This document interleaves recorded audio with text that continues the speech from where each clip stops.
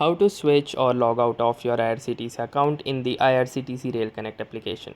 So hey guys, welcome to this tutorial. In this tutorial I'll be showing you how you can log out and switch your IRCTC account from the IRCTC Rail Connect application. So in order to start, the first thing that you will need to do is simply open up your IRCTC Rail Connect application, and then you will need to log in. So if you are already logged in, that's fine, but if you are not logged in, you will need to log in into your application. And once you have successfully logged in into your application, you will see an interface like this.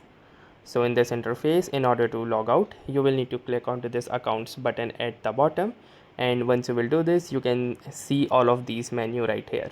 Now in this menu, you will have this last option that says logout.